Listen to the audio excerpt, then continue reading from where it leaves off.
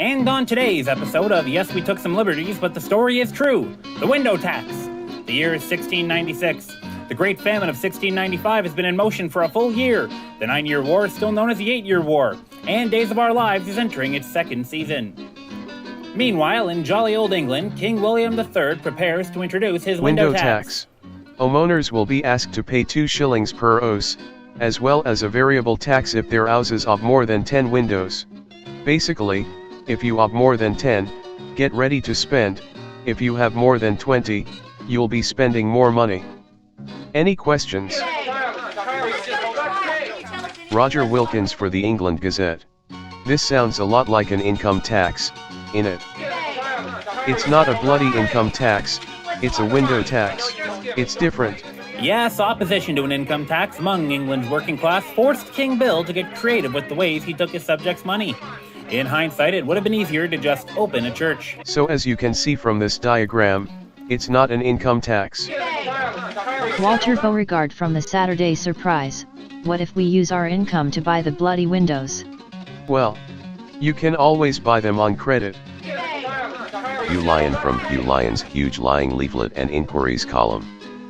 Why the hell should I pay for windows somebody else put in? I didn't build the bloody house, let the builders pay the tax. Alright, it sounds like you lot aren't convinced yet. Guards, make an example of Ian. Any more questions? And with unanimous support from himself, the window tax was installed. Reactions from the English peasants were similarly unanimous. A window tax? Is that why my bloody rent went up? I haven't even got any windows. I live in a basement. Who's the idiot that decided that? King William III. Oh. Right. Jolly good idea then. At least the church'll finally have to start paying its dues, No, the church is exempt from the tax. but they've got more windows than anybody. It's going to disproportionately affect the working class, not the wealthy. Tenements, schools, and hospitals are gonna be hit the worst. It's just not an effective method for variable tax rates. Are you proposing some sort of income-based tax instead? Don't say that too loud. Did somebody say income tax? Oops. While many English residents opposed the tax, we were able to find one person that agreed with King William's framing of the window tax. I think it's a great idea. It's much easier to enforce a window tax than a baby tax, or a fork tax or something, because you can do it from the road. See that building behind us? It has 2 windows, so they don't have to be taxed. What about on that other wall? Oh, man. I always forget about the other walls. You know, you got a real talent for this. Have you ever considered being a window counter? Clever homeowners were quick to find loopholes within the tax's rushed, underdeveloped wording. The dictionary, which I'm assuming existed by now, defines a window as an opening that allows people to see through it. If I take out the glass and brick it off, it's not a window anymore. Just more wall. Great idea, sir. Would you like to come out here and give us an interview? Can't, I'm afraid. I accidentally bricked off the door as well. Do you happen to have any food on you? And so the landlords across England began to brick off windows to evade the tax. If only King William had the critical thinking to tax the bricks as well.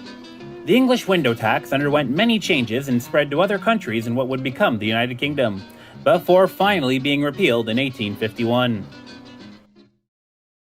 Now that we got the educational part of this edutainment program out of the way, it's time for everyone's favorite segment, the one where we make stuff up. As the windows of England's streets begin to close, the city falls under the light of darkness. In a time before electricity, windows served as not only a means of light, but airflow.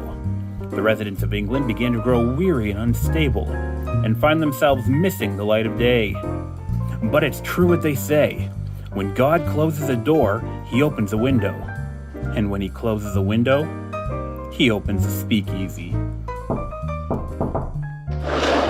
Who's going to win the console war of the 1980s? Nintendo.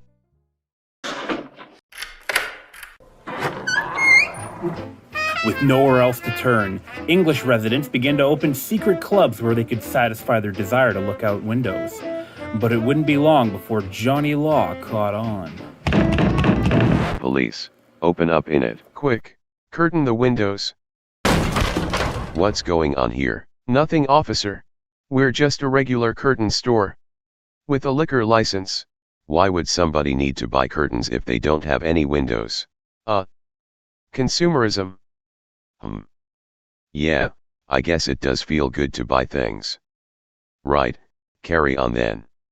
But just so you know, I'm counting that eye hole in the door as a window, so you have 1. But I'll be watching you through it. Have a good night, officer. Now, obviously that never happened, but wasn't it fun? Well, for the BBC, I've been Richard Closeoff, and this has been, yes, we took some liberties, but the story is true. Have a good night, and spay your... No, we're not doing that.